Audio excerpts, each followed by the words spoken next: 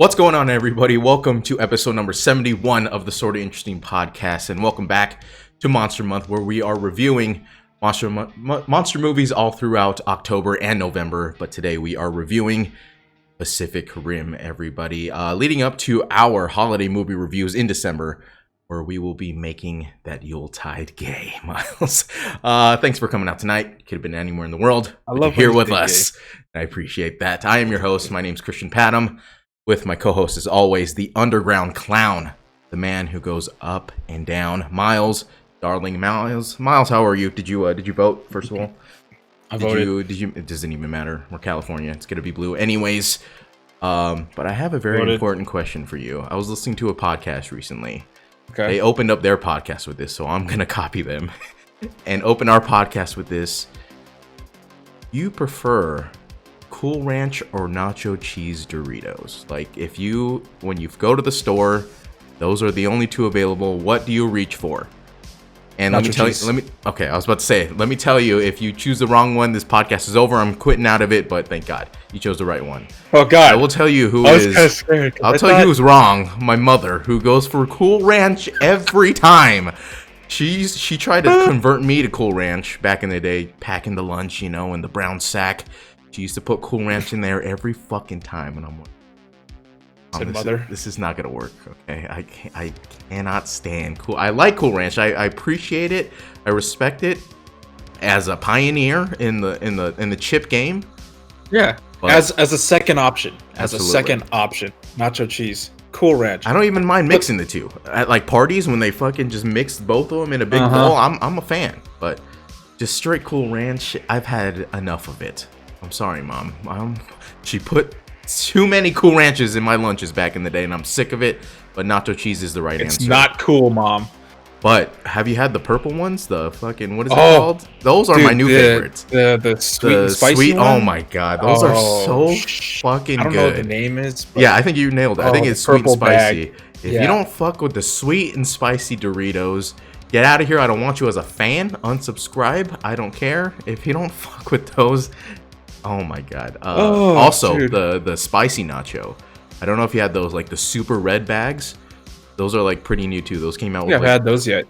Those came out with like the next the last like 2 or 3 years, but those are fucking spicy. But they're so good because if you look at the chip, they're extremely red. Like they're like 5 times the amount of like the nacho cheese powder, but with like some spice on it. So every chip, because you know how sometimes you go hunting for like the darkest chip in the nacho cheese bag, but this is like every single chip in the spicy nacho is that red. It's fucking amazing. But after like 5, it's like it's fucking hot, but it's just overload. But with that being said, Myles, perfect for the small bags. That being said, if people are watching our podcast for the very first time, please tell them where they could find the rest of our podcast. Well, if you're a Cool Ranch subscriber, get the fuck out. Get out of here. You get them out. Find us anywhere. Okay, you can find us at the bottom of the trash can. Go ahead and block yourself. For the rest of you, we have sortainteresting.com. That's our website. That's where you can find us. That's where you can listen to the podcast that you listen to right fucking now. That's the main street in Disneyland. You know what I'm saying? That's where you can go to every other park. Tomorrowland. Sortainteresting.com is Main Street. Yeah. Adventureland or whatever it is. The castle. I miss it so much, Myles. Don't even remind me. Fuck. You're the one who said it. I miss it. Started it. God damn it. Sortainteresting.com. That's where you can find our back catalog of podcasts from the past, and you can listen to. You can watch. You can listen, and now you can watch on our YouTube. We don't have a direct link to our channel, but just search Sorta Interesting. Please subscribe. We need 100 subscribers. We got like 5. Okay, if you subscribe, we get that 100 mark. We could get youtube.com/Sorta Interesting. But right now, we just have links in our site on every fucking social media as well to our YouTube channel. And if you just search Sorta Interesting, we pop up in Google. We're the first ones there. Sorta Interesting on YouTube. We're the only channel named Sorta Interesting. Nothing even close to it. So go ahead and give us a search. I love it. Yeah, I love it. I haven't even. What about Ask Jeeves? What are we on the Ask Jeeves like? On every search engine, if you just search Sorta Interesting, we're number 1. So how about that? I don't even know how that works, but we just ended up there somehow. careful if you go to Bing, because you might find our Safe search off. Come on. Don't be a We also vagina. got a Patriot. I was gonna say Patriot. We are Patriots, but we have a Patreon.com/Sorta Interesting, or you can go to sortainteresting.com. It'll link you there. Just donate, please. I'm hungry. Yes. I'm starving. I only had 2 sushi rolls today. Fat ones. I'm hungry. I've had nothing today, so I need the money. There you go. If you needs to eat. do not donate at least $1, I will take your children away from you, and I will love them, and they will love me as their own parent. I will make them forget all about you. I'm sorry. I'm going to be daddy from now on. They're just going to forget you ever existed. I will also have Myles go to your house. And fall in love with your husband. Oh. Steal him from you. Dude, there was a documentary. Side note here. There was a documentary called, like, The Killer Next Door or something. The guy fucking, to his neighbors, he did the husband, did the wife, and did the kid. He fucked all of them. I was like, oh my god, this is a different kind of serial killer we got here. But if you do not donate, I'm not gonna have Myles do that. But I will have Myles go to your house. I will have him force you to gargle orange juice right after brushing your teeth. I'm just gonna have a very unpleasant day after that. I mean, there's nothing worse than having to drink something after brushing your teeth. Is just the worst. Even water, it's like, oh, it's like just just minty water. It's disgusting. Fluoride. If you don't want that to happen, just donate $1. That's all I'm asking. Yeah. So moral of the story is donate, or you're gonna get a mouthful of us. All right. So mouthful of us. That's where you can find us. You're also listening to us. You can also listen to us via Spotify, iOS podcast app, anywhere that podcasts are available. Yeah, give us a rating on the podcast app on Apple. We're already rated 5 stars, but the more the merrier. I don't know who rated us. Thank you to whoever did. I definitely didn't, even though I like to gas us up in every corner of the internet, but I didn't do it, so someone really did. Production details here, Myles, of Pacific Rim. Release date, July 12th, 2013. Writer Travis Beacham, known for Clash of the Titans and Pacific Rim Uprising. Clash of the Titans. Big movies. Ah, man, Clash of the Titans had so much potential. I don't know. Did you ever watch that one with what's Sam the Worthington? the guy from Avatar, right? I thought it was gonna be a huge hit. I remember watching the trailers. It looked great, right? But man, the movie was just lacking. They had great aesthetics, right? The armor was cool and all that shit was awesome. So good. The cinematography was great. CGI was cool, but the fucking writing in that movie was lacking. It was. Sam Worthington is a subpar actor at best too. I mean, it was lacking, just like I would say in this movie, without getting into any spoilers. It could have been a hell of a movie, but it was just meh. Director Guillermo del Toro, you already know him. Come on, Blade 2. That's a series. Blade 2, what a fucking movie. We'll definitely get into the Blade series eventually. I can't wait for that. Also did Hellboy, Pan's Labyrinth, Shape of Water, and check this, an upcoming Pinocchio movie, which is like, it's gonna be like a stop motion Pinocchio movie. It's supposed to be like a really dark take on it, which I'm really interested because he knows how to do like a dark fantasy like really well. If you've seen. Side note, one of the main characters in this movie, Pacific Rim, I looked at his IMDb and sure enough, he's in Pinocchio. He's gonna be in Pinocchio. One of the voices, Robert Kaczynski, who plays Chuck Hansen. Oh, the son, fucking asshole! That guy. God, yeah. Fuck that guy. Yeah. I thought it was gonna be like Charlie Hunnam or something. Fuck that guy. But yeah, I can't wait for that. I mean, if you've seen movies like Pan's Labyrinth, how it's pretty much just a dark fantasy the same way. I guess this Pinocchio is gonna be pretty cool. Budget 180 million, box office 411 million. Not even close to breaking the top movies of that year. Top 3 movies of that year were Frozen, Iron Man 3, and didn't even know this was a movie, Despicable Me 2. I didn't even know there was a second one of that. You know, there's I think there's 3 of them. Oh, really? Is that Steve Carell again? A whole Minions movie. Yeah. Oh, shit. Steve Carell's in all of them. Okay. Well, runtime, 2 hours, 11 minutes, and I definitely felt that length. The whole length of that. It felt a lot longer than it was, honestly. The whole ending. Oh, actually, I'm gonna correct myself real quick. It wasn't the son. It's Gottlieb. Okay. Okay. I'm not mad at that. That guy has a good voice. Yeah, I like that guy. Myles, what were your initial thoughts of Pacific Rim before we get into a plot rundown? I mean, we said it before. I was gonna say I am gay, but we said it before. What's that? The stream you're viewing currently? Oh, never mind. Something popped up and went away. Anyways, I mean, we said it before. You said it. You hit the nail on the head. It was lacking. Severely lacking in writing, for sure. Yeah. It was. There was fat. There was lots of fat. Thank you. Yes. Too much fat in this movie. Way too much. And I get it. It's a big budget monster movie. You got a lot of CG going on here. You got a lot. This is the first of this movie series, and so you're not working. Got a lot of time to fill out. You can't just have fighting all the time, I guess. Before, yeah. I mean, you get backstories too on people and shit. I get it. But it was lacking a little bit. That being said, it was cool to watch still. Yeah, cool. It still holds up for sure. The action, the CGI for sure. Just brings me back to like when I used to get Gundams. Yes. Oh my god. Some back from Japan, like legit ones. And dude, they were so. I just loved like the whole mech. Let's bring back Gundams, man. They need to reboot that series or something, man. They really need to bring back Gundams, man. It was like an original, and it had like a Godzilla like feel, just city leveling mayhem and just large scale fighting, Yeah. So it made me feel that nostalgic feel, that you get when you're like, I don't know, watching monster movies, just like Van Helsing did, or just like Mummy did.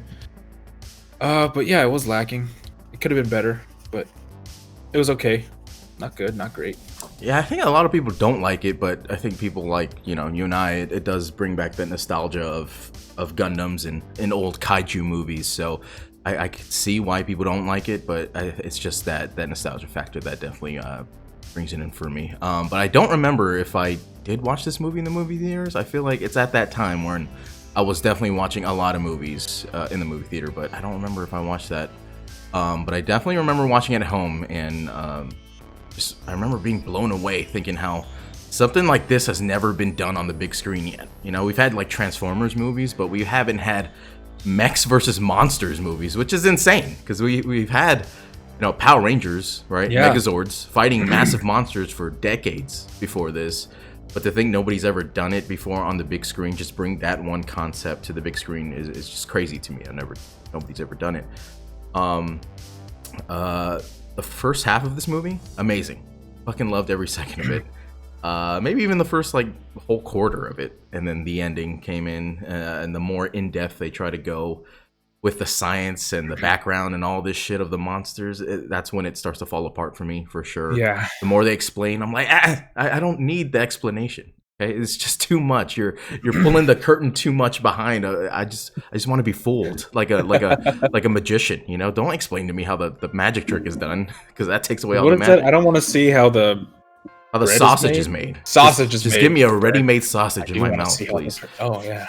And I said, thank God we had Idris Elba in this movie, or else this movie would fucking fall apart. Because the acting in this is pretty subpar, if I'm being honest. I didn't realize how bad. Oh yeah. I didn't realialize it either, because you and I, we're big Charlie Hunnam fans, especially from that King Arthur. My goodness, what a gem that movie is.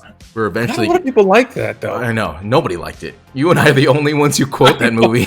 Dude, we were watching it on the plane at the same time. We just watched it in the movie theater. Right? Yeah, we just watched it in the movie theater, maybe a year before, and we're just like, yeah, let's fucking watch it again, man. Fuck yeah, baby. And then, first of all, I want to take a moment to appreciate how good the CGI was in this movie, because without that, the movie falls apart immediately, right? There would be no movie without it. But it's a visual masterpiece if I've ever seen one. It's so fucking good visually. And again, I love Charlie Hunnam. You and I both love him, but he's such a fucking douche in this movie. very one-dimensional in this movie. Yeah, when he's like the first scene we see him in, he has the jacket on. He's like walking like Vince McMahon through the hallways. I'm like, all right, bro, take it easy. You didn't even fight the monster yet.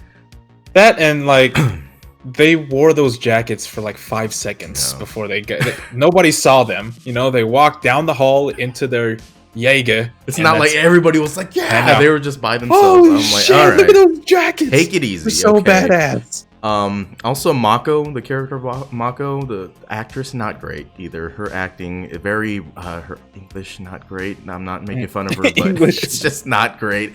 I think her character is great. There's some depth to her character, and it's refreshing to have a female lead in one of these, like, action movies. But the actress, not great. Even though she did put on an award nominated performance as a deaf woman in Babel. I don't know if you've seen that movie.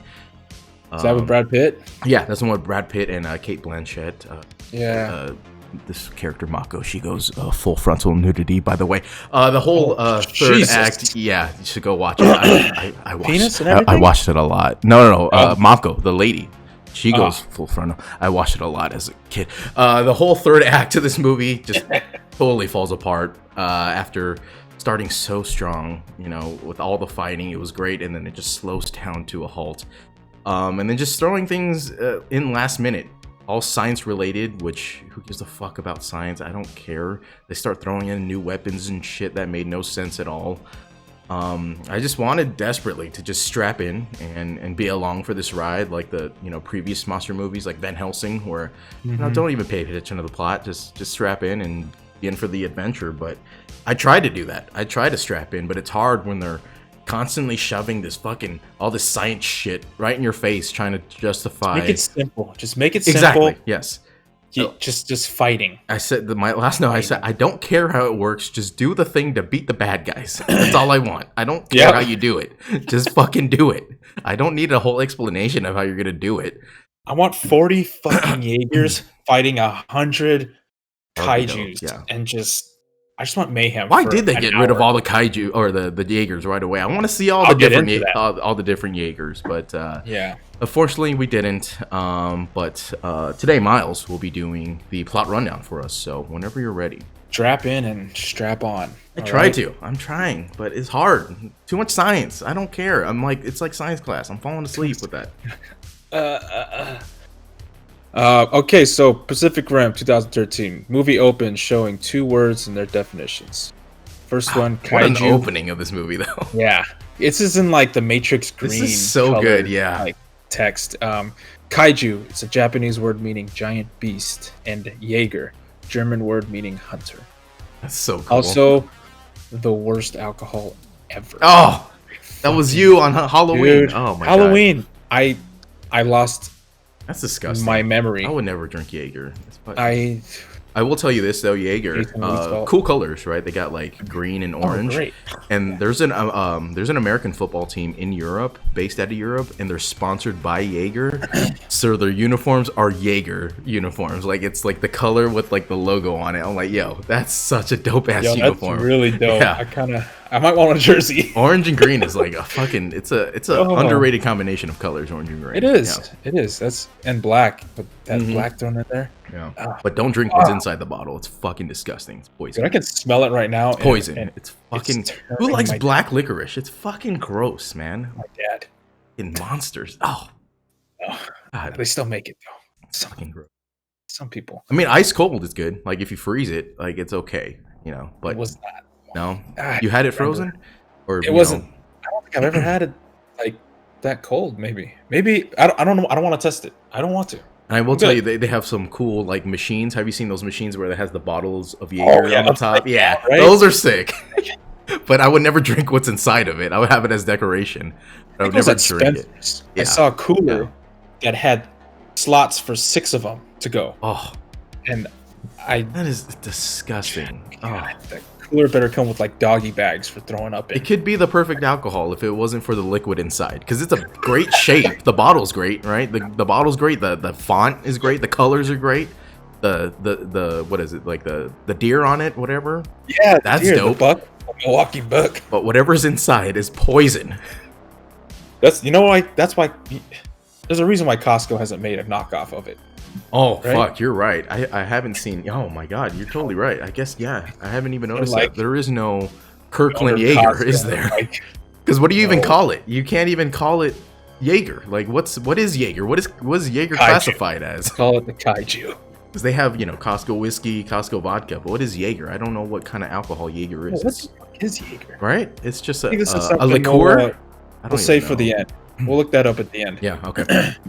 All right. So what a tangent we just went on. I know, dude. See the flashbacks that we get? It's just That Charlie you get. Hunnam. I haven't touched Jaeger in Oh, yeah. years. I would never. Just asking for a bad night. Yeah.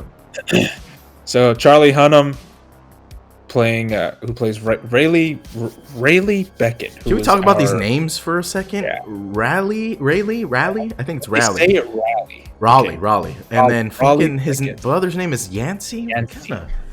What kind of hero names are these? Guillermo? Guillermo. These are the worst Come hero on. names ever. I can't even say his name. Raleigh. I can't even. Put some respect on Academy Award winning director Guillermo. All right. I love Guillermo. I love him. Yeah, I do too. Goddamn Hellboy. Charlie Hunnam narrates. Oh shit! Sorry. Shit. I gotta read. Hello. Oh, we're good. You're good. All right. So Riley, played by Charlie Hunnam, narrates how a portal between tectonic plates under the sea opens in I think the time period was 2014. Yeah, somewhere around there. 2013, Yeah. 2014. Well, right around when the movie came out. Well, hold on, because he talks about a monster that him and his brother took down in 2017. Yeah, but before that, because remember. The beginning. he Okay, was a yeah, child. got you. Yeah, he's narrating. He I said think the you're right, first kaiju showed up. In San Francisco, out of all. Yeah, in San Francisco. A portal opened up in between these tectonic plates. You know, tectonic plates, what the continents are on. All right. And with the science. Fuck them. Science. The first ever attack was in San Francisco. Gay.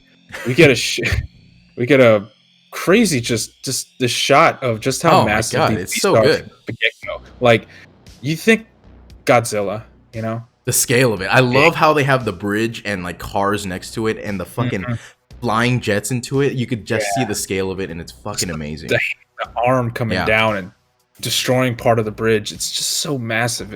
It destroys the Golden Gate Bridge, which is a cool spectacle to see. Like in the first, I don't know, the first minute of this movie, you actually get a scale for it, you know, which is great. The kaiju kept coming and coming, so the world decided to come together and create the Jaeger program. I do like how before we get to that, I do like how long it took to take the monster down, because he said it took 6 days, which is way more grounded in reality than just those 1 days of destruction that all these like Godzilla movies have all the time, which is usually happens in pretty much every kaiju movie. So like, hey, it's 1 day, no problem. But 6 days, fuck, that's crazy. 6 days, and all they had were tanks, missiles, and that's Dude, it. kamikazes. These fucking jets don't care. They were they were flying right into it. I'm like, God, you don't have a better you don't have a better plan? God, it's the worst military strategy ever. Oh, just fly right into it. Just shoot it with your machine gun. You can't pierce the skin, but just shoot it with the machine gun. Then my favorite line in this whole movie here: to fight monsters, we created monsters of our own. The Jaeger program was born. Like, let's fucking get, that's our first let's fucking go moment of this whole movie right there. So we get the Jaeger program coming to existence after the world decided, all right, we got to get this shit under control, because the kaiju ships kept coming and coming and coming. Second attack was in Manila. How dare those kaijus? I will fucking get a Jaeger myself. How dare they? I mean, of all places too. I know. You're gonna go to like some, I don't know, third world place and just why? That's like beating up. I'm not gonna say. How dare they? How dare they? Oh God. Anyways, these giant, the Jaegers know. The Jaegers they created to defeat these kaijus were giant mechanized robots piloted by two people who were connected via a neural link called drifting. Hey, Say no, this ain't no 10-second race. I got nothing but time. We're introduced to Riley, the narrator, and his brother Yancey.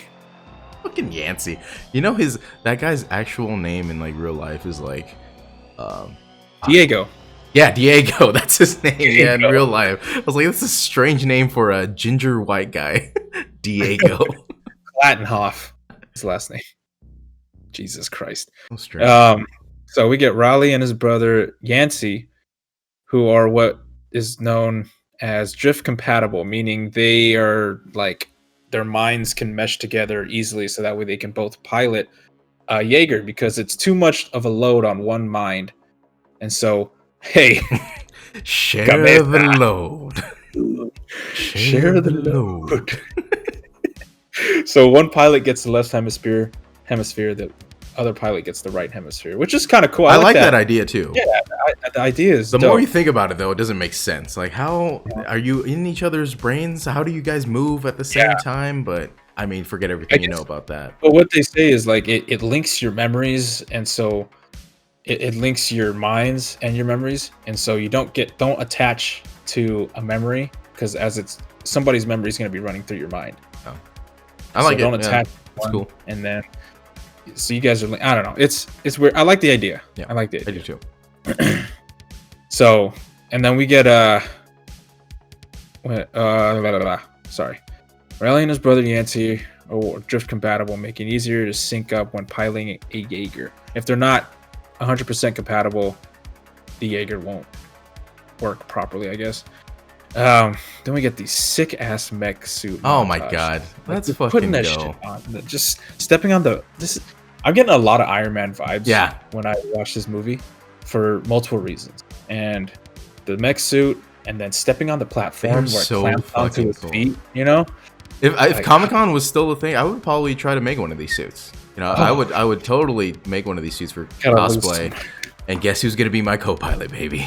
Come on, baby, come on. That's right, buddy.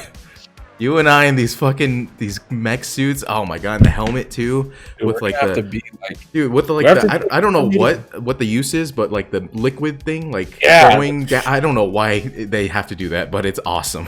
It's so cool. Said, all right, I'll chug. Just give me like 2 years in advance to, get skinny so I could fit in one of those suits, and then we're good. And we gotta get some choreography going so we can that would be sick. Like walking in tandem and shit. Damn. Like, it's like Sadie's, bro. Those suits are fucking dope, man. Dude, we get the costumes in here, like the suits. I love these mechs. Like the suits that they have to wear to get into and pilot these Jaegers. They just look fantastic. I do have a trivia fact real quick. Okay. A life-size version of the robot cockpit was built on a soundstage at Pinewood Studios in Toronto, Canada. It weighed about 20 tons and stood nearly 4 stories high. It was built on a gigantic hydraulic gimbal, which would move, shake, vibrate, drop, and rock the entire set as if it were actually being piloted. A smaller version was also built with a smaller gimbal, allowing for different movements. The VFX team used some of the con pod footage for reference while animating the robots. The set was also redressed to depict the interior of each robot differently. So that was all practical. Then when they were like fucking... That is pretty dope. Yeah, I mean, that's fucking terrifying though. If you're the actor, it's like, if this thing malfunctions, it's ripping my legs off. Like, that would be terrifying. But what a way to get fucking immersed into that, dude. That's so cool. Damn. That's actually really cool because it adds more depth to like what you're, because it doesn't look fake at all. Yeah, you could totally tell it looks completely real, and it's awesome. It does. Those armatures that come down and hold them. Oh, damn. And they have like the hologram thing over like their hand when they do like the fucking when they do like the reload on their arm. Like, dude, it's fucking so sick. It's so great. So after that sick ass montage, we're introduced to Idris Elba's character.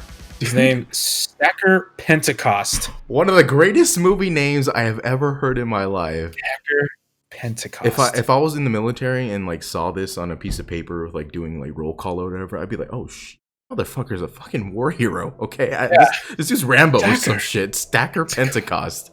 What a fucking name. It's so Where good. to even begin? Like, if you don't see the person who this name belongs to in Yeah. front of you, what does this person look like to you? You think he's fucking Rambo. That's what you think he He's about to run through a wall right now. He's basic. I didn't get the rank, but he's like captain. I have no idea. General He's up something? I don't know. Yeah, general. So we're introduced to Idris. I didn't write down what he was doing at this time, but a lot of the stuff he was doing was very, I don't know. It was kind of went off until the end when he started. Yeah, I think in the beginning part he's just like a tank in the Matrix. He's just telling the people what to do and the Jaegers. Pretty much. And then we had another sick ass animation that shows a pilot's in the Jaeger head. Oh my god, where it like does the elevator and thing. His brother Raleigh. Yeah, where it drops down. I love this concept where it's dropping down. Yeah. And it And attaches fucking itself to Charlie Hunnam is yelling during this part. He's like, "Fucking yeah!" I'm like, "All right, man, take it easy." I mean, that's his own LFG moment right there. I do like it though. Yeah, it's sick. It's before attaching itself to its body and then deploying. Their mission: destroy an incoming kaiju nicknamed Knifehead. Oh my god, dude! All the names in this, we'll get into more of it later. But oh my god, the name of this Jaeger, Gypsy Danger. What a fucking name! Awesome. Right.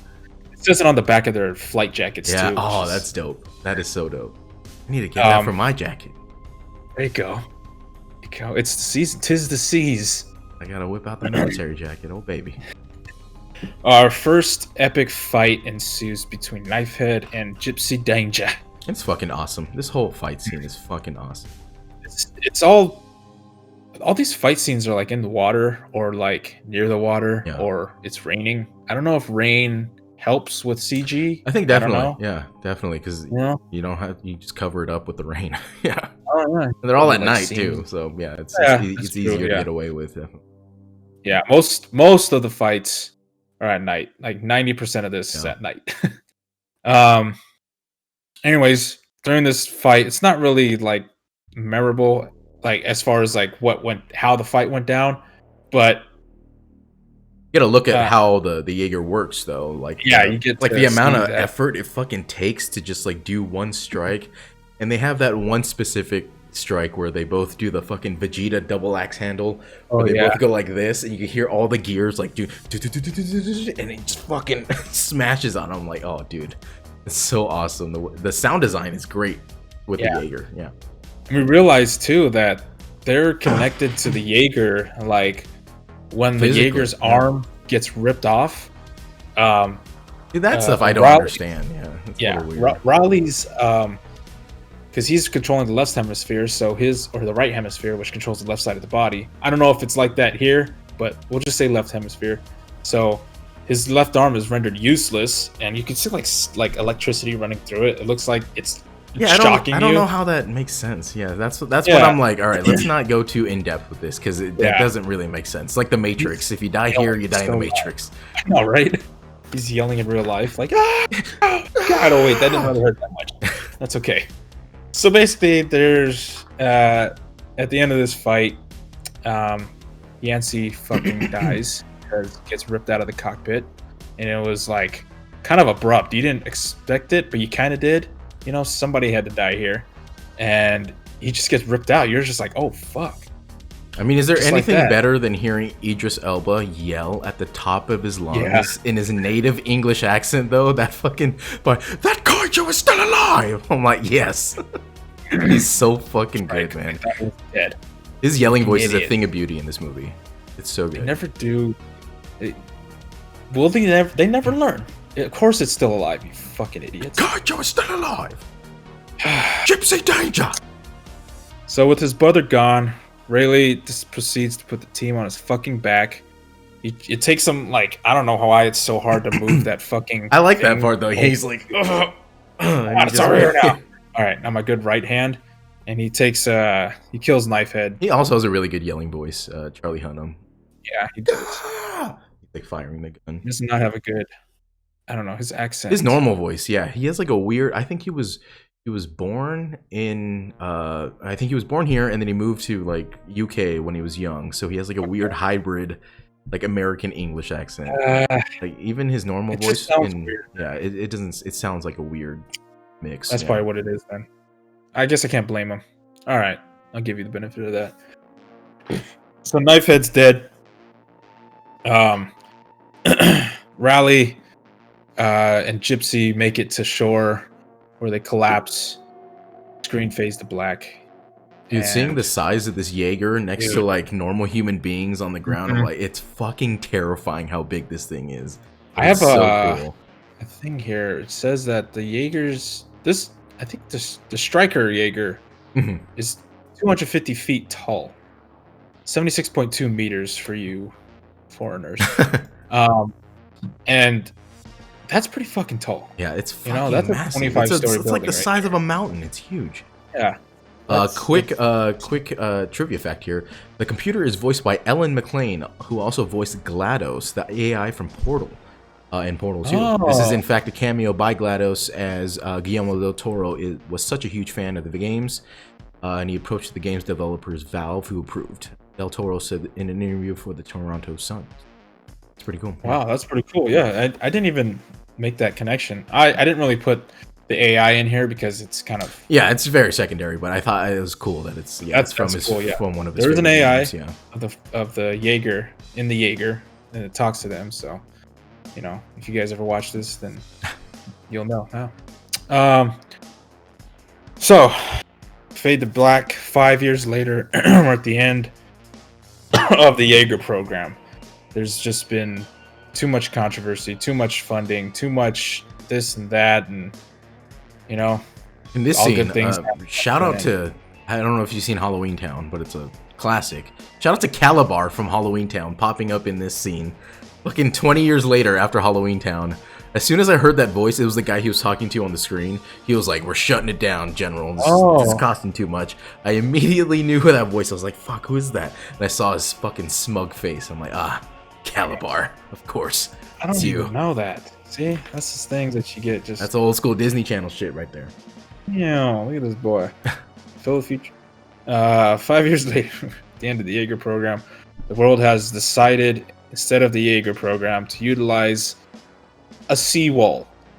A what? It's exactly. It's a seawall. It's a giant fucking wall What is that gonna do? to prevent kaijus. I mean, anyways, It's gonna incapacitate him for 2 seconds, maybe. yeah, maybe, I guess. I mean, it breaks down and crumbles on top of him and kills him. I don't know. So we're reintroduced to Raleigh, who is now a construction worker working on the wall, on one of the sea walls. I think he's in Alaska? Yeah, Or Alaska. Seattle? Yeah, Alaska. Alaska. Yeah. He's in Alaska. As he's working, we see on the screen as all the workers are watching that fucking kaiju just breaks through the wall in an hour over in That's right. Australia. And the guy's like, "What the fuck? Dude, What the fuck have we been doing all day?" I know, and then everybody's like, "What the fuck are we building this thing for?" And I was like, "Oh, well, I like the pace they went with that. You know, they moved that shit along. They're like, all right, she's building the wall. That shit's useless. You know, wall's useless. You know what I'm saying? Who's paying for that wall? The Jaegers or the fucking kaiju family is paying for it. The kaijus. Oh man. All right. So, anyways, we see that kaiju bulldoze through a wall in Australia, which is dope because we get our introduction to the Striker Eureka. Striker Jaeger. Eureka, what a fucking awesome name, and probably my favorite Jaeger in this whole movie. It's probably the closest thing will come to like a live action Gundam. Like the design of it was so cool. It's great. It's piloted by the father-son duo. Hold on. Hercules Hansen and Chuck Hansen. Oh, wow, what a great name, Hercules Hansen. Wow. That's played by Max Martini and Robert Kaczynski, respectively. What about Chris Hansen? Sit down. He said, "Sit down." You see him in the back, like behind them while they're like walking. He's like, "Hey, what's up, guys? Chris Hansen here. I'm Chris Hansen." Chris Hansen. He said, "Oh fuck." Oh god, I was just here to get Do you guys have some pizza. do you guys realize this kaiju's only 12 years old? Like, 12 minutes old. sit It's down. just, what are you gonna do? They're like, What's no, the pizza for? Yeah, he's the fucking Herc Hansen's like, I'm just here to eat pizza, bro. Like, what the fuck? What are the condoms for? I didn't even send those texts, bro. I'm like, I don't even know what you're talking about, man. That's not walk my outside. That's not my dick in the picture. Sorry. Stormed. God, I missed that show. You're free to go. I don't know why they did it. Ran out of pedophiles. Ran out of pedophiles. It's a lie. It's a damn lie. So we're introduced to Striker Eureka. And that's the father-son duo. They're great. They're Australian. They got accents. What more do you want? Son's a cunt. The dad, not even really Australian, by the way. Sounds good to me though. New York. He's American. Well, not, but America. Sounds like a good Australian accent to me. Robert, I mean, it's kind of cheating, but not really. It's easier transition. He's British, but he does an Australian accent. The other guy, the son. Yeah, the son. Apparently, he's in a lot of movies too. His actually sounded worse. Yeah, God, he looked worse too. Fucking hate him. The wall sucks. The Jaeger program has 8 months left, and they're getting moved to Hong Kong until the last wall is built, and then that program will be absolved. So that's where we're at with the Jaeger program. And we get a scene. Oh, no. Okay, so now we're reintroduced to Stacker. Stacker Pentecost. Remember that name. Remember that name. Oops. Because now I'm just going to say Stacker. All right? Stacker and Striker. Sounds even cooler when you say it with an English accent. Stacker. Stacker Pentecost. I'll say it. Stacker. Stacker. All right. Stacker tracks down Riley. God damn it. To pilot an old Jaeger one last time. And he says, the world is coming to an end. So where would you rather die? Here or in a Jaeger? I'm like, oh, fuck. Yeah. All right. You convinced me. I'm going. 6 to midnight over here. Or in a Jaeger. Then he's like, all right, fuck it. So they arrive in Hong Kong Bay, where the final Jaeger program base is, known as Shatterdome. Oh my god, what, dude? The name of everything, even their base, Shatterdome. So Shatterdome. Cool. Hong Kong Bay. Hong Kong. It's raining, of course. This is welcome to the Shatterdome. As they're exiting the helicopter, we're introduced to a female dressed in all black with the. I like her hair. Her hair's like got like the little blue tips. That's cool. Little Asian girl by the name of Mako Mori. She is the head of the Jaeger restoration program and finding Riley a compatible co-pilot. As we're walking into the base, we're introduced to the research team duo of Dr. Newton Geisler, played by Charlie Day. From Charlie, honestly, kind of annoying in this movie. I'm not gonna lie. He's that comedic relief. A little annoying, but beautiful thick head of hair on that man. Wow, good for him. Looks great. True. Yeah, he looks good with like a shaved face, but like a thick head of hair, like all crazy, and those glasses. He looks great in this movie, though. That unkempt. He actually looks cool with like sleeves. Too. Yeah, the sleeves too. Yeah, those are sick. Yeah.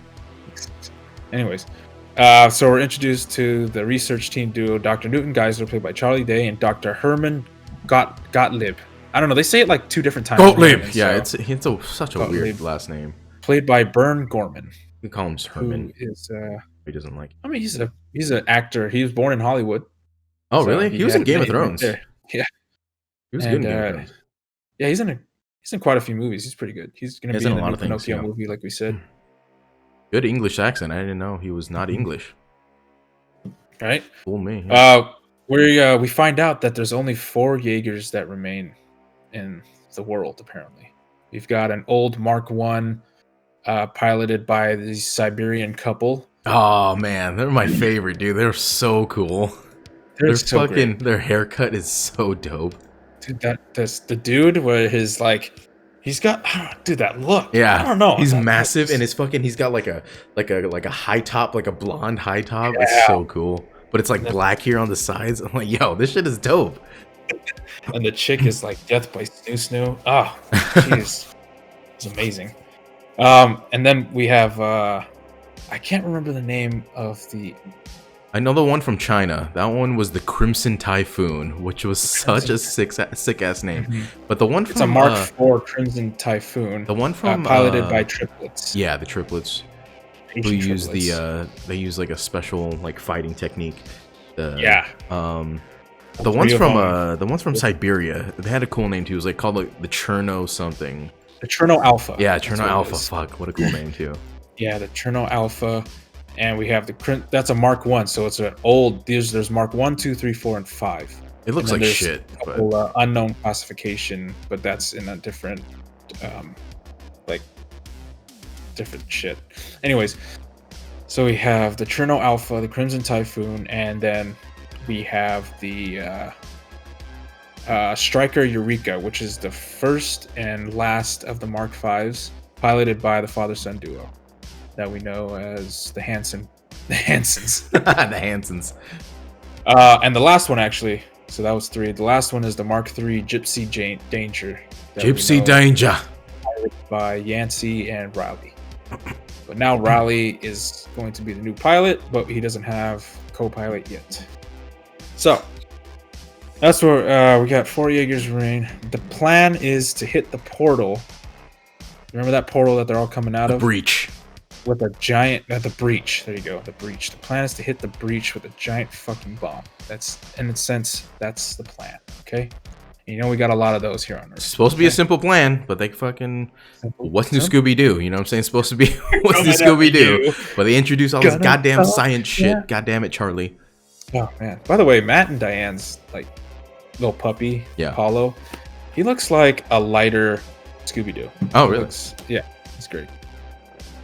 We're coming after you. Gonna solve. What a fucking theme song. Gottlieb informs them being everybody, that kaijus are coming over faster and faster, and they won't stop coming till they don't stop coming, and they don't stop coming till they overwhelm the Earth. But at the same time as they're coming, that will allow the breach to stay open. And that's how they want to deliver. I like that part where he's like doing like the Iron Man thing where it's like drawing the circle and then he's like dropping the bomb and like the hologram thing. That's another Iron Man that I was It's so cool. Dude, I love that thing. It's just... Yeah, and he's like, it's gonna extend, the bomb's gonna drop there. Oh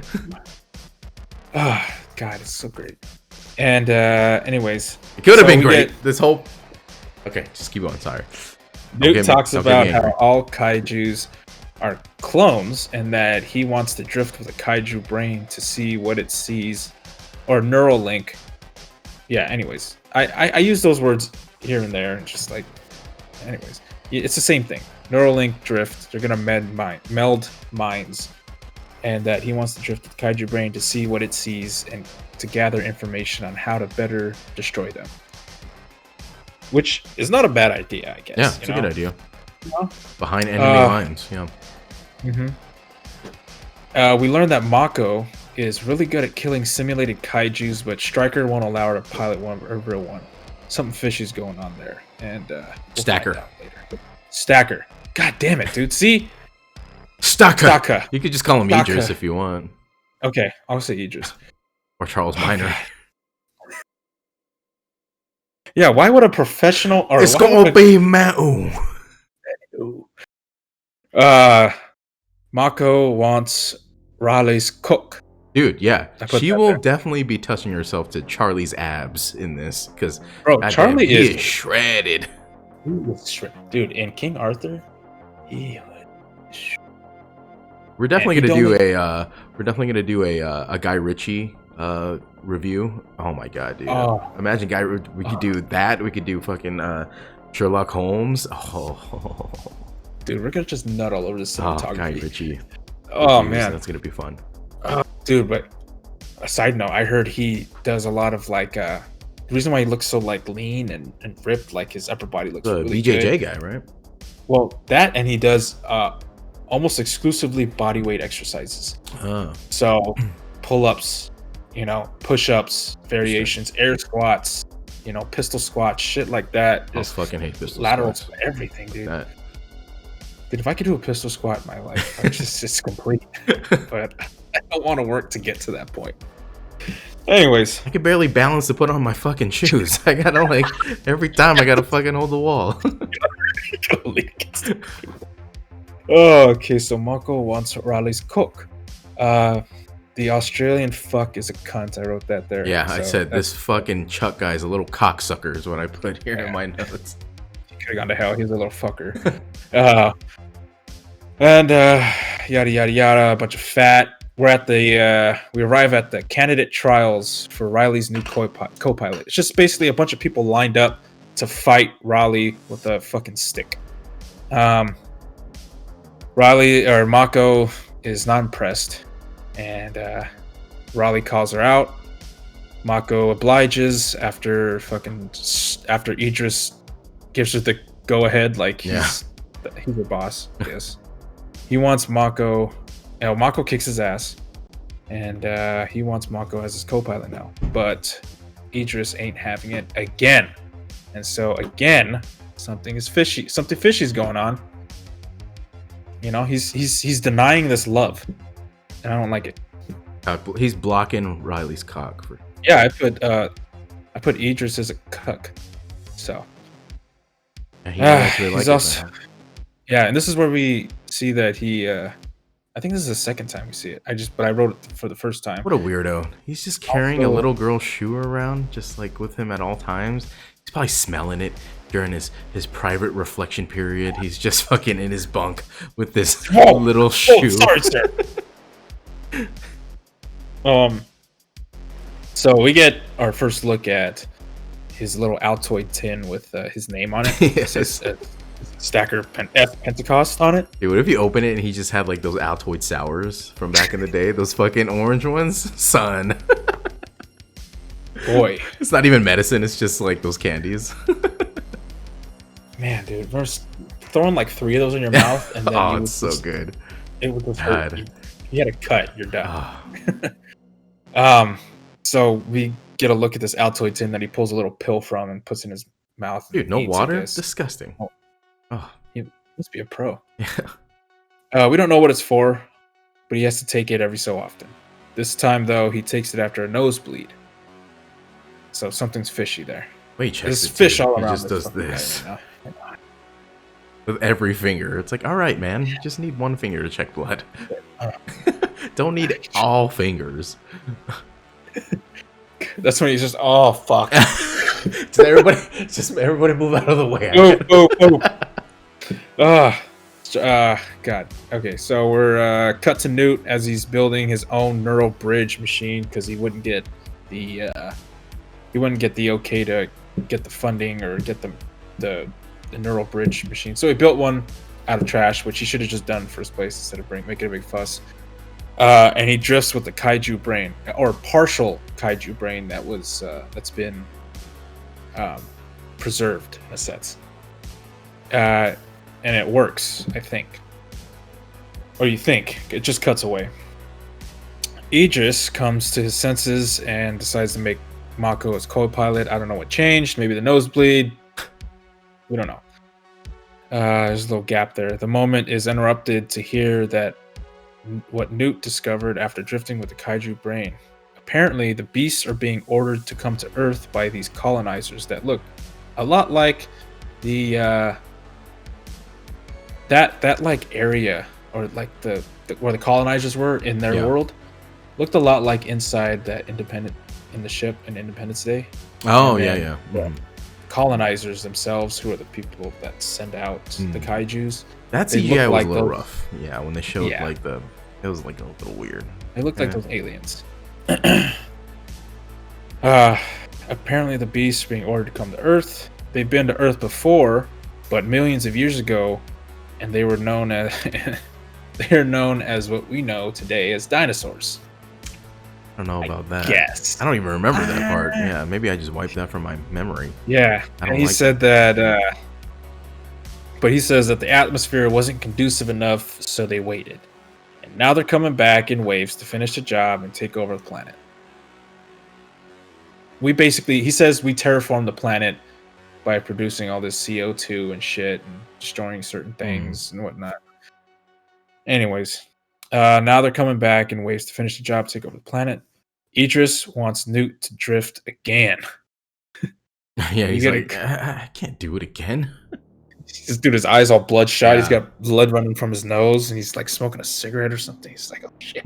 I hate that. Like when you get blood in like the white part of the eye. When movies do that, I'm like, oh, this gives me like chills. I hate that. No, it makes it feel like, bro, hypertension much. Like in the beginning, like the intro when they like did that to the guy's eye, you can see all the blood in the bottom. I'm like, oh yeah. And they did like a close up. It's disgusting. I hate that shot. Now they're coming back in waves.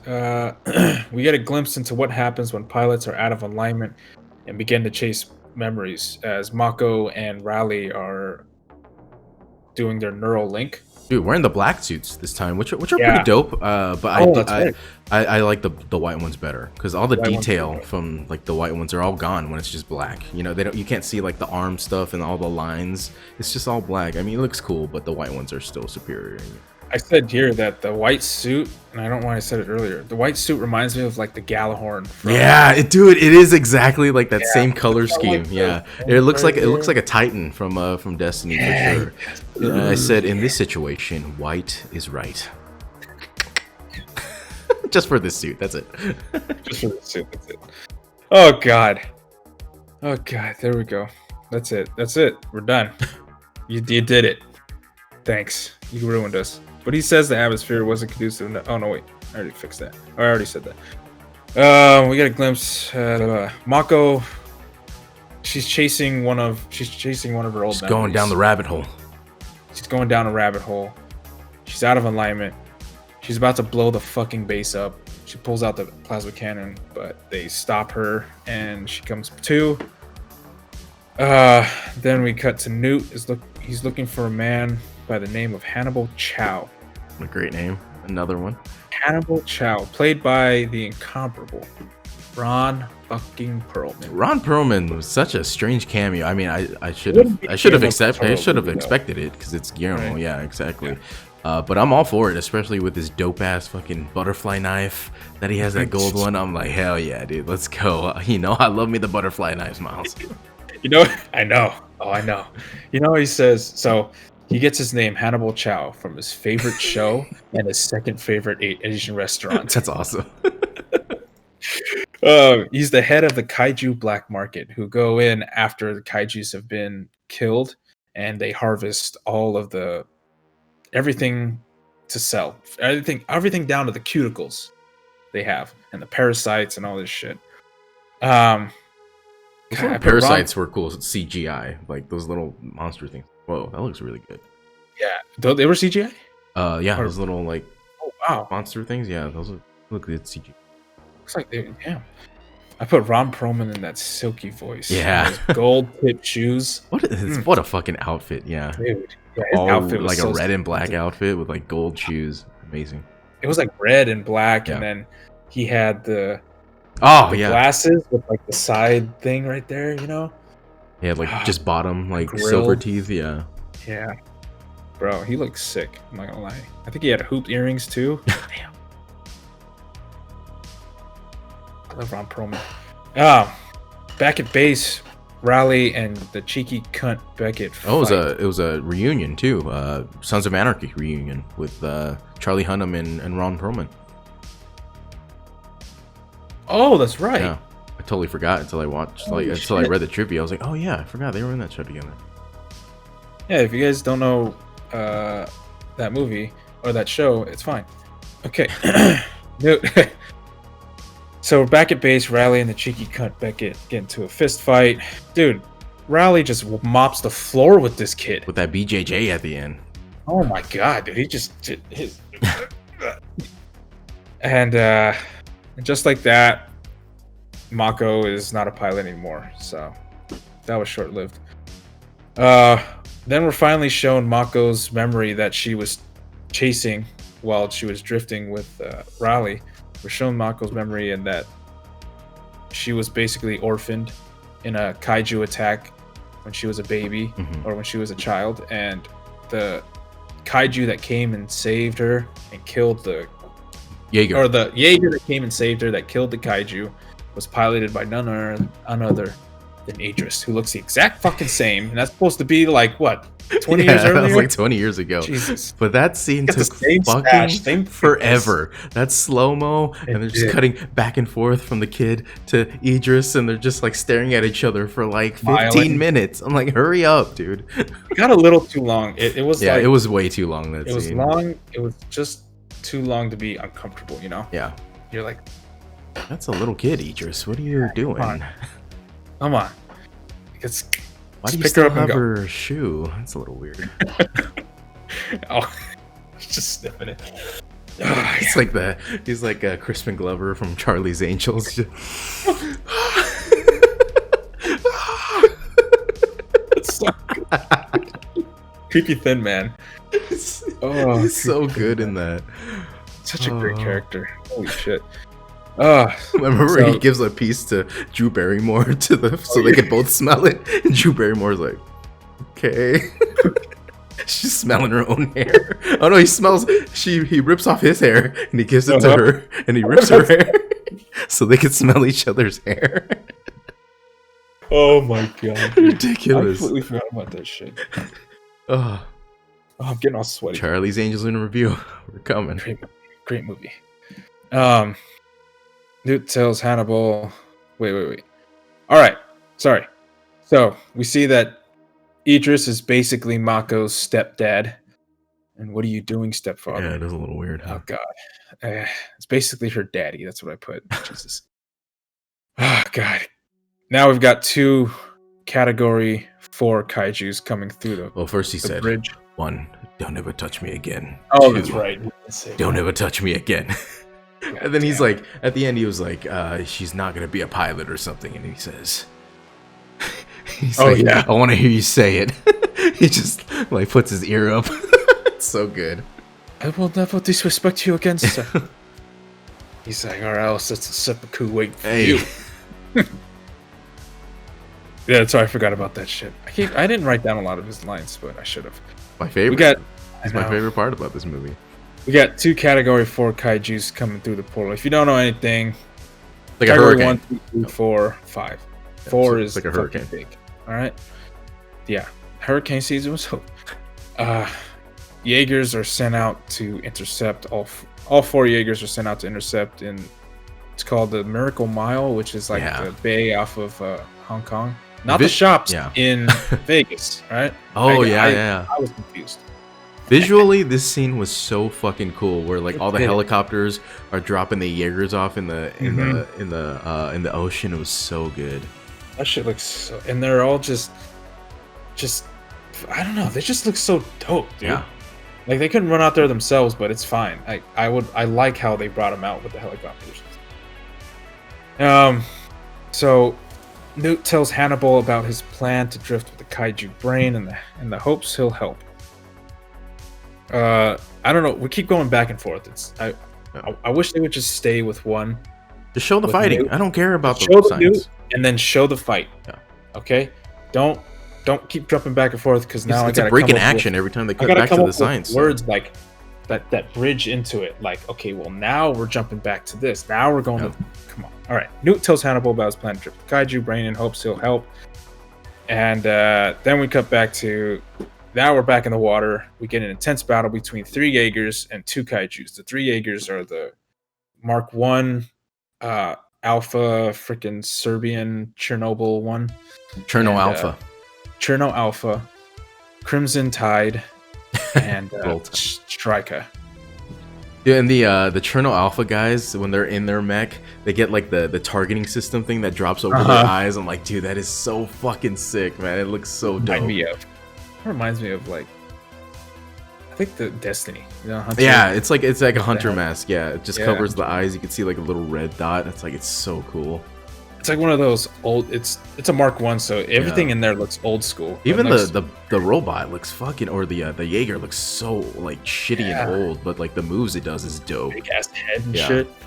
It doesn't have anything special except can just beat the shit out of Yeah. Like, I don't know why they don't give him more weapons. 2 Jaegers go down almost immediately. We lose the Crimson Tide. Its head gets crushed. It's killing all the pilots. Oh yeah. And the Put up a good fight though. It had like those 3 arms with the blades. That was cool. Where it's like, yeah, we get to see that. because it has 2 arms on one side and 1 arm on the left, and I guess that was cool, but we didn't get to see much of it. Yeah. I wish we would got to see more, and we got to see. I wish we had gotten to see more of like what made Cherno Alpha so like ruthless. Because they said they what's his name, Idris Elba was like, they defended the Serbian wall for 6 years. Yeah, like, oh some shit, like that's that. dope. And now they're dead in like a minute, dude. They went out fucking. Well, they got like triple drowning, teamed, and they blew up. They got that was brutal. Yeah, when they're like in the pilot thing, like trying to like get out. I'm like, oh, the worst way to die. That's terrible.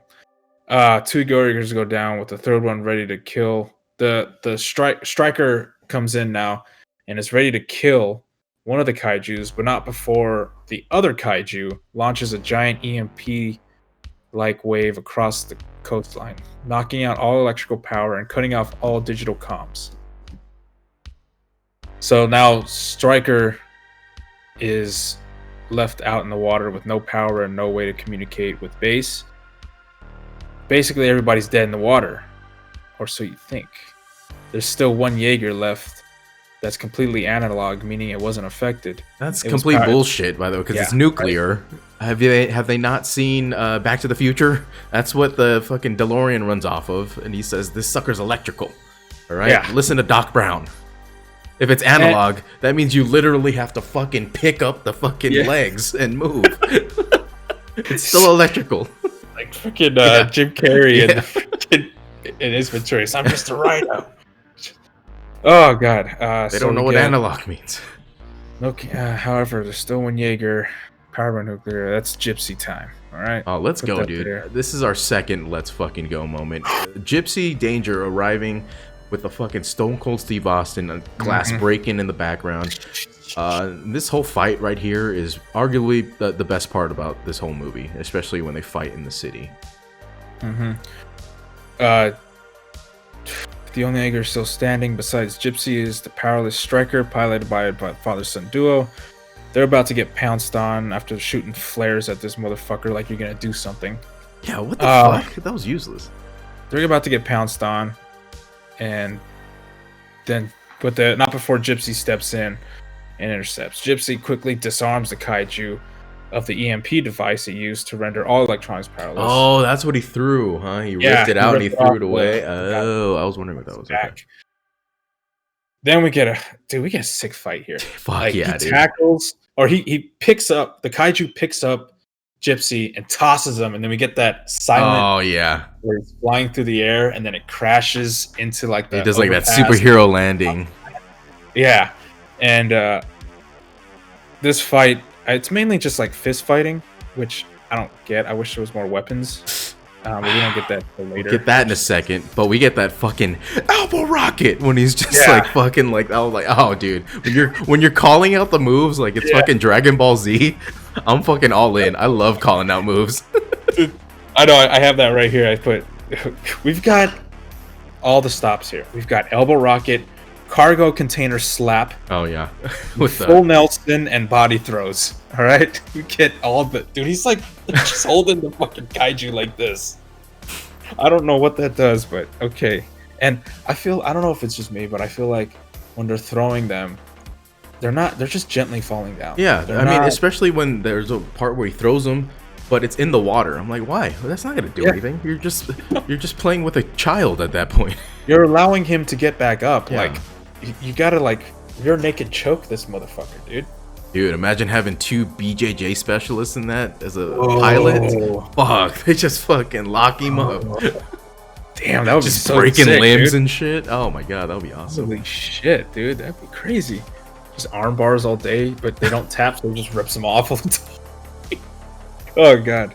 Quickly, Gypsy disarms the kaiju of its arm. I don't know why I put that. That was stupid. Forget I said that. That was dumb. But he does take the arm.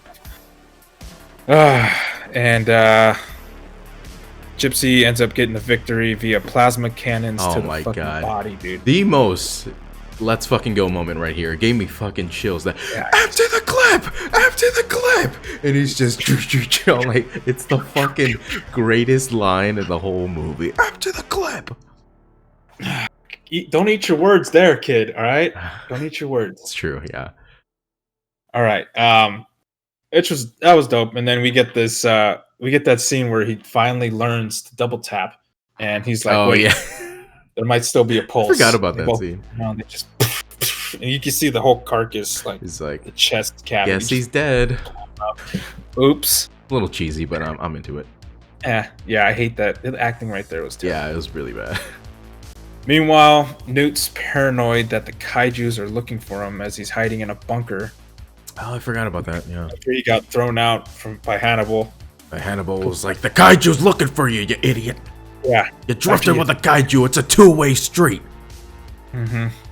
Thank you for clarifying. I did not write that. I mean, it's just fat though. You did the right thing. You trimmed it off, and I appreciate that. He's right. Actually, Newt's right. It is looking for him. And right before the second kaiju can get to him, Gypsy steps in just after beating the other kaiju up, and it's holding a Titanic-sized ship like it's a fucking sword or a baton or something. He's using a boat as a sword, which made me fucking furious. Especially knowing that they pull out an actual sword at the end of this fight. I'm like, what the fuck? Why don't you use a sword as a sword? What the Hey? What the fuck were they thinking? Why the fuck weren't you using this from the beginning of the fight? Right when you land, I'm having the sword out. I don't even put it away. I'm having it out the whole time. On what you're driving, you know? I at least know where my rear defroster is in my car. You know, you should know where the sword is in your fucking mech. God damn. Anyways, I like the design of the sword though. It's like a chain sword where it stacks on top of each other. It's like so it comes out all floppy and then gets 6 midnight real quick. Before we get to that part though, he's still using the Titanic-sized ship to beat this kaiju up, and we just get treated to a city leveling match that just reminds me something out of Godzilla. I was about to say the amount of destruction Gypsy Danger does to this city was way more than any of those kaijus just did that they killed. I'm like, you're destroying this place. There's nothing. No one's gonna be left for you to save. Hong Kong is done. Like, there's like 5 people left in that city. This is destroyed. And just as we think Jaeger has the upper hand, he rips out the acid spitting glands from inside the kaiju's mouth. And I actually really like this part. Yeah. You know, after he's holding it, he's like this. Fuck this. The sick just like it was. They were like, he was like, vet the gas, and he freezes the arm, which is cool. Yeah. And I like after it spits out the acid, he just like looks at him and he just fucking grabs his throat, like fucking just like, rip this shit out. He's like, He did the right thing there. I like that move. You know, yeah, he just went straight for it, just fucking rip it out. Yeah. And you know, we think that they have the upper hand. The Jaeger has the upper hand, but wait, they evolve mid-flight. This is like when Charmeleon evolves mid-battle into Charizard. Now all of a sudden these things can fly. They sprout wings. The kaiju picks up Gypsy Danger and starts flying. This is another Iron Man. The kaiju's evolving. Like in Pokemon, which is press B. The kaiju's evolving. This is another like Iron Man-esque moment where he's flying with Obadiah up to stratosphere, and he said, "How'd you fix the icing problem?" Icing problem. And the boy so it starts to. The higher they go, the colder it gets, and the kaiju or the Jaeger starts to break down and shut off. No oxygen. This is where they conveniently realize that they have a fucking sword. They got a goddamn 6 to midnight floppy sword. Where the fuck was this thing? Pissing me off, man. I mean, it's cool. I wish they would have had this in the beginning. This would have made the biggest fuck up of this whole movie is because the introduction of weapons. They could have thrown like 4 more kaijus, and he just he could have been. I mean, he does do that. To be fair, towards the end, but yeah, he does. Yes, fair enough. But I would like more. I do like hand-to-hand combat though. That's pretty cool. Yeah. But you have a on me. too. Don't you ever touch me again. So yeah, they fly. Oh jeez, where am I? So the god damn it, the sword. Yeah, so we get the sword now, and we get this fucking anime like moment from Mako. Who What did she yelling say? out, For my she family. said, "For my family," and then she slices the kaiju in half. Yeah, I like how it was in space though, because it just floats like away like in half. I was like, oh, that's pretty cool. Some anime shit. The Jaegers falling 50,000 plus feet, just into an epic ass superhero landing, dude. Yeah. Into the.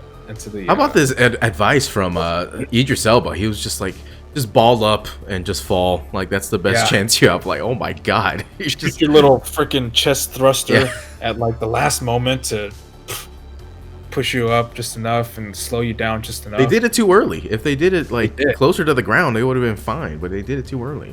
Yeah. Rookies. Fucking rookies, dude. Like pulling your shoot in Call of Duty. You know what I'm saying? Oh god. God damn it. Yeah. God, it's happened too many times. Too many times low to the ground. Fuck. As long as we get somebody out of the air, it's worth it. I don't care if I die on land. Ugh. Okay, back at Shatterdome, we're reminded of the Lost Jaegers, their crew, and how Idris still has uncontrollable nosebleeds. He does, yeah. Because he starts bleeding. Everybody's like, what the fuck? Whoa. What's... Everyone's like, what the fuck? What's going on? Was like, it's like that nose candy. And he's like, all right, everybody. Who's got a tissue? Who's got a fucking tissue? Someone take off your shirt for me. Mako. Riley's suspicion intensifies. We catch back up with Newt, who's convinced Hannibal to bring him along as his team harvests the down kaijus. Oh yeah, what does he call him? He shows up and he's like, "Hey, you bitch," or something like that. When he shows up and he's like, "Hey, you Hannibal bitch," or some shit. When he first gets there, he's like, I want that kaiju brain. I survived. Oh shit! So he brings him with him, so that he can have access to its brain, because these kaijus have two brains. There's the main one and then the secondary one, so that way, because they're so fucking big.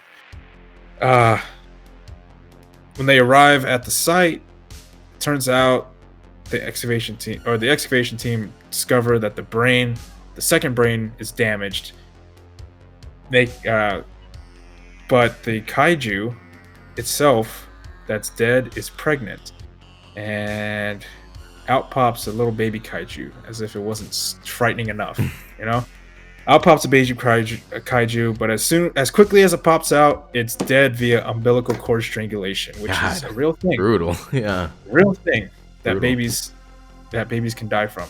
Fortunately, it's dead, or is it? Spoiler alert: it's not dead.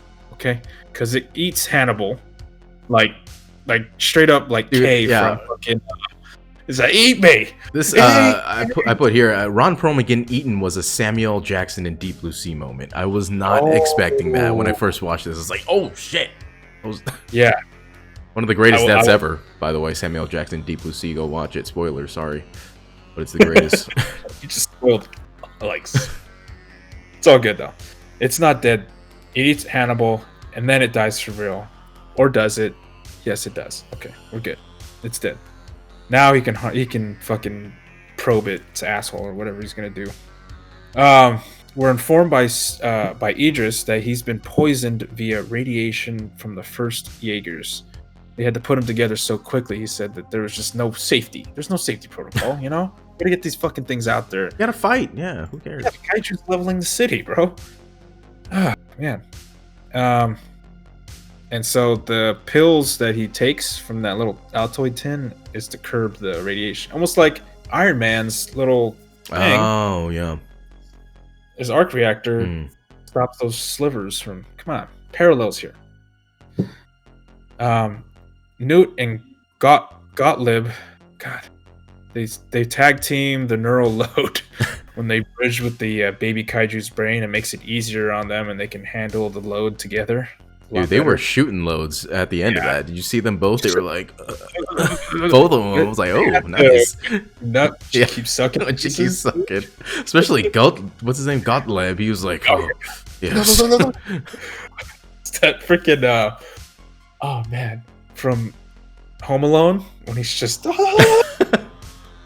he's getting shocked. God damn it, not Harry. Anyways, they share the most awkward handshake afterwards. Remember that? Dude, he was like, oh yeah, he's like, said, jolly good, sir. Or whatever he fucking says in his accent. I like both of them together. They're good together. I like those two. Yeah, they do. They work off each other for sure. Herc, the father in the striker duo, is hurt and can't pilot, so Stacker takes his place, even though he knows it's suicide stepping back into a Jaeger. Yeah. He's got to take one for the team. We get cue the epic ass Let's go. Let's Independence Day speech where he's standing above everybody else. Our final LFG of the fucking movie right here. One of the greatest pregame speeches ever from Idris Elba. I'll let you say it because you always I don't know the speech. I just know the last part, of course. But well, that's the only part that matters. We're canceling the apocalypse. I'm like, oh fuck. I remember seeing that in the trailer. Remember that? We were like, oh shit, this looks dope. I think it's just. It's so good, dude. We're canceling the apocalypse. Just like, hearing Idris Elba. Idris Elba has like one of the greatest yelling voices of all time. Dude, it's especially his natural yelling voice, which is with his accent. It's so good. Then we get the calm before the storm. A lot of fat here. The sobbing and slow-mo scenes before the end game, you know, we're just take care of my boy. That part, honestly, that part got me. I was watching that at work, and I was like, "Oh, I might have to go to the bathroom real quick and cry this out. This is sad." It didn't hit me until because I didn't realize that, you know, spoiler alert, shit. Yeah, that's what I'm saying. Like, if it was the other way around, it wouldn't be as sad. But the dad sending the kid out to die, it's like, oh, this is extra. Like, god damn, man. Yeah. Anyways, that's my son right there, Stacker. Fuck him. Like cheeky. Okay, so we're back with Newt and Gottlieb, and they drift with the baby kaiju. They see something and must warn the others. Yeah, at this point, I was like, yeah, go ahead, sorry. Oh, that's okay. They know the plan isn't going to work, but they have to warn everybody else. That's what, at this point, I was like, another fucking twist in this movie. I've had enough. This movie's long enough. Jesus Christ. Made it simple. Yeah. This movie, by the way, is 2 hours and 11 minutes. Yeah, it's too long.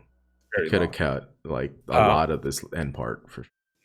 And there's maybe 45 minutes of fighting. This fight was way too long. Like Pacific Rim jobs going on. Stryker and Gypsy approach the portal underwater, which is cool. I like how they just they submerge because they're like, you always see them just fighting above water. Yeah, they just close off their vents and just walking down into like the abyss. Stryker and Gypsy approach the bridge or portal and are ready to drop the bomb that they carried. But Newt and Gottlieb inform everyone that they must be a kaiju in order to pass through the portal, otherwise the bomb will just deflect. It senses the kaiju's DNA or whatever, and it allows them. He's like, it scans them like a barcode. Barcode. Like the Hitman. The first ever Category 5 kaiju is coming through the portal. So now it's a 3-on-2 fight between Stryker, Gypsy, and 2 Category 4 and 1 Category 5 kaijus. That Category 5 didn't really put up much of a fight. I mean, no, they got him pretty good. You couldn't get the scale of it either, because being underwater too is. What's the point of making him Category 5? He didn't even put up. You know, I feel like the ones in the beginning of the movie put up more of a fight than this guy did. Oh yeah, and you'd think like they can swim underwater too, so it's like they have the advantage. Yeah.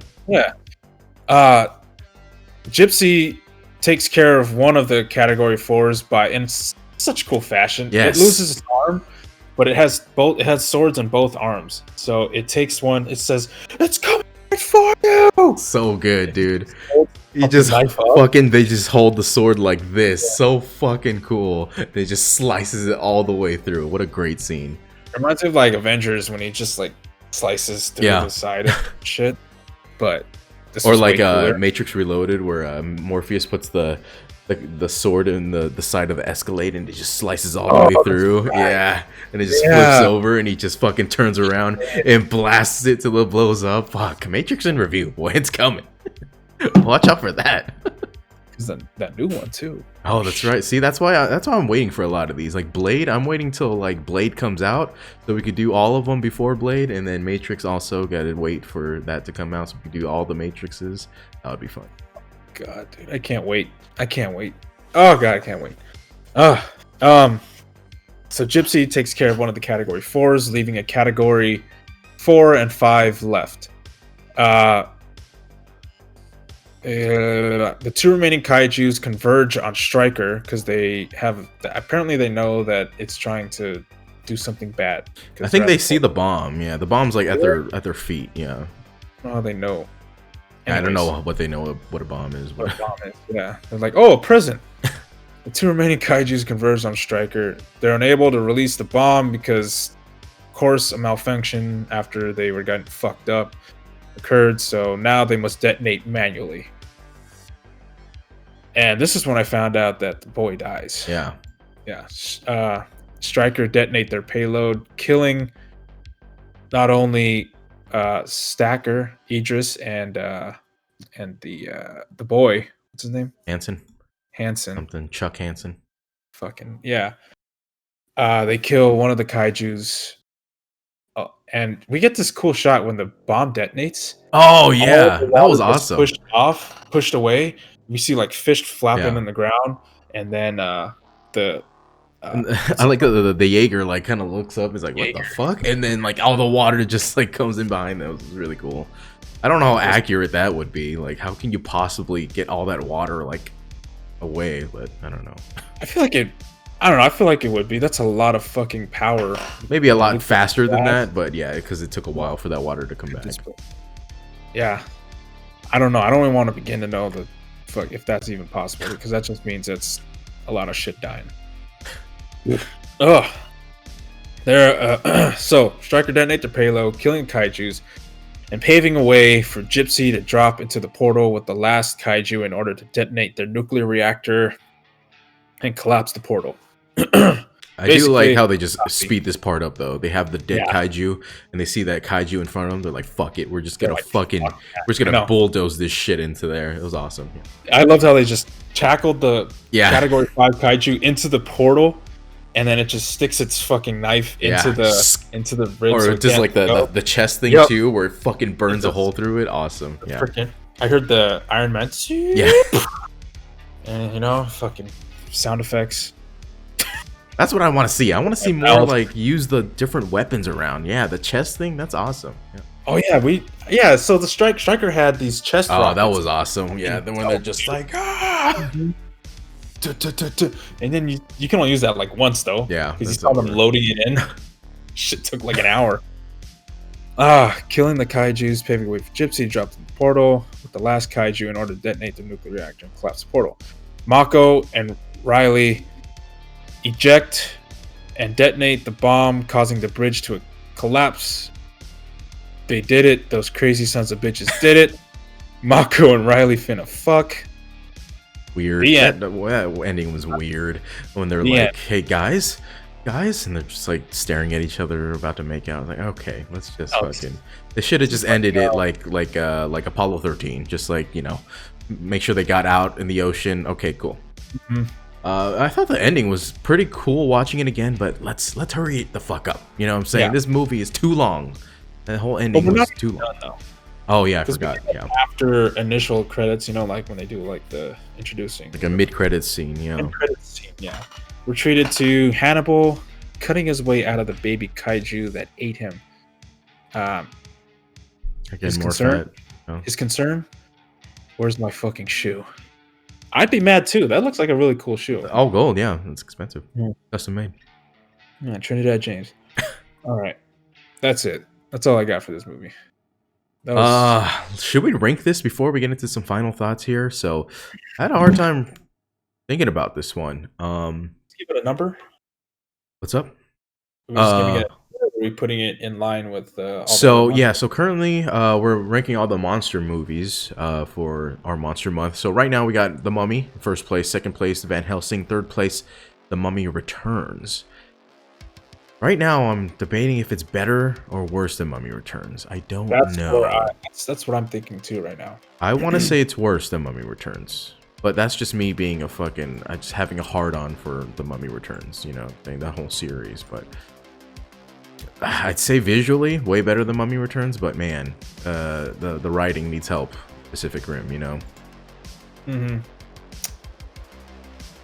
Man, what sucks about being best friends is, yeah, we're not gonna have that much differing opinions here, you know. Especially with these type of movies that we've seen before, that we watched in theaters before. Yeah. You know, that we watched this in theaters together, I think, right? We did, right? That's what I want to say too. I think we did, but maybe that's just us watching the trailer for the second one. I remember we definitely watched that. No, I know. Okay, yeah, we did watch the second one in like a smaller theater over at Cerritos, I think. Right. Like the ones in the back. Yeah, I remember that. Maybe not the first one. I don't know about but the I first remember one. seeing the first one in theaters. I mean, in theaters, these movies... Maybe we did. Maybe we did, yeah. I want to say we did. Like, monster movies, and just movies on this scale, are so much Yeah, imagine better. this on IMAX, dude. IMAX, like Dolby? Fuck, that would have been fucking awesome.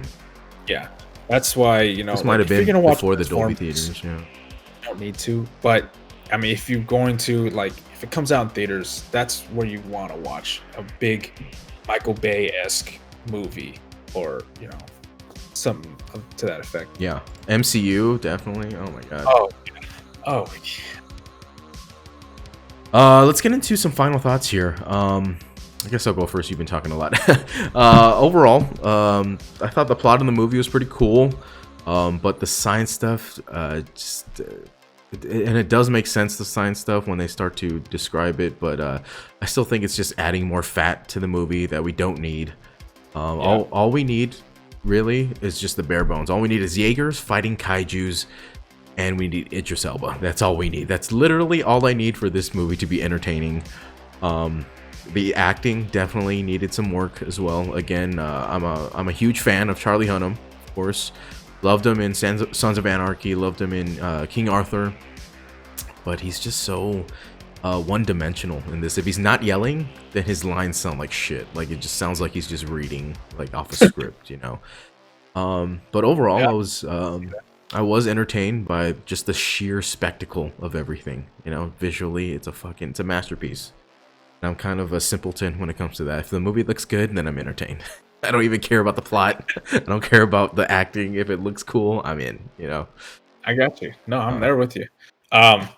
One thing I wanna say before I forget. There's a movie. So originally, when I was writing the plot rundown for this movie, I called what's her face, the Asian chick. What's her name? Mako. I called her Kimiko from The Boys. Boys. Turns out that Rinko Kikuchi, who plays Mako, was in a movie named Kamiko the Treasure Hunter. Oh, that's the shit. That was the one about Fargo. Yeah. I remember when that came out. A hidden copy of Fargo on VHS, believing it to be a treasure map indicating the location of a large case of money. That's right. Done by the Zellmer brothers. I remember that. Oh shit, yeah. So I it's like, oh shit, I wasn't really that far off. I just spelled it wrong because they spelled it, you know, Kamiko. You know what I'm saying? Kumi. That's her nickname. Hey, Kumi. Tummy. Oh. Okay. Final thoughts. Final thoughts. This one's running along. This is good. Final thoughts. I want to see more shirtless people. I want to see more fighting, and I want to just hear. Yeah, I want to hear Idris Elba talk. I also want to hear Ron Perlman talk more. Yeah, Ron Perlman has a great voice. And I want to see. Did I say more topless Charlie? Yeah, I did. I could always use more. That's for sure. Yeah. And bottomless. I don't mind. He's got those gutters. Those fucking. The fuck gutters. The side. How do you get those? How do you get those muscles? Side, man. It's hard. I'm pretty sure I've heard that before. I don't know. I just God, it's great. It's so great. We're not gonna do the second one. No, God no. Get that out of my face. John Boyega. Even though John Boyega, my boy's in there. My boy Yeager, you know what I'm saying? He's in there, but my man's. It does not look good. Apparently, what's her name? Mako is actually in it. I saw like on her IMDb, she's in the second one. How big of a role she is, I don't know, but so is Gottlieb. Oh, okay. I'd imagine that Mako's probably taking the place of Idris Elba's character, so probably just gonna be the boss. But I guess that's it. Next week we will be coming at you with Reign of Fire, Myles. I don't think you're fucking ready for this movie, Myles. Oh, because this is gonna be. I'm so fucking excited. First time watching it. Fully. That's why I'm fucking excited for you. I've seen this movie many times.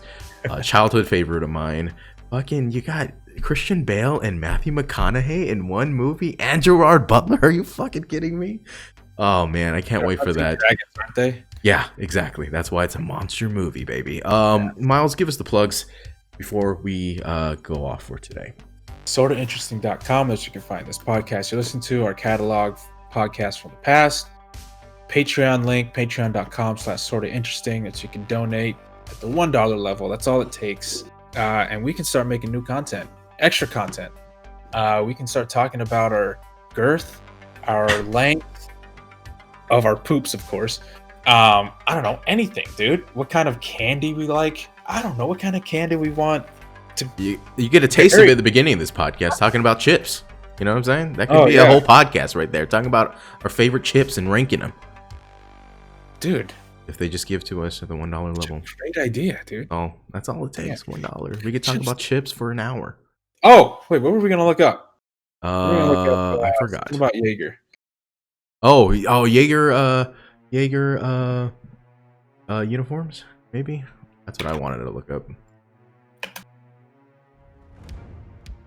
No, I felt like it was. Oh no, what kind of alcohol is Jaeger? Oh, that's right. Okay. I will look at the uniforms. Okay. Yeah, so you can also find us on Spotify, Google Play Store, iOS podcast app, anywhere that podcasts are available. We have a Twitter, twitter.com/sortainteresting, no G. Our Instagram handle is at sortainteresting podcast. Now that like this politics shit is kind of like going to the wayside after this, I'm gonna get back onto social media. I just get sick of it. I got sick of it for a while. Yeah, I wasn't on there. I just kind of let it go. Well, it's still going, so fucking goddamn, dude, hurry the fuck up. Count them shits, man. I know. Sick of this shit. They need me. Jägermeister is a type of liqueur called Kräuterlikör. Oh. Herbal liqueur. Oh, herbal liqueur. Okay. Yeah. I can see that. Okay. Okay. Okay. Oh God. Herbal. Oh God, it just makes me gurgle. All right. It's disgusting. Anything herbal is always gross. Herbal tea even is like, God. Okay, so that's what that is. I'm glad we got that out of the way. Now, kids, don't do that at home. Is that it? That it? All right. I guess have an interesting day, everyone. We'll see you next week for Reign of Fire.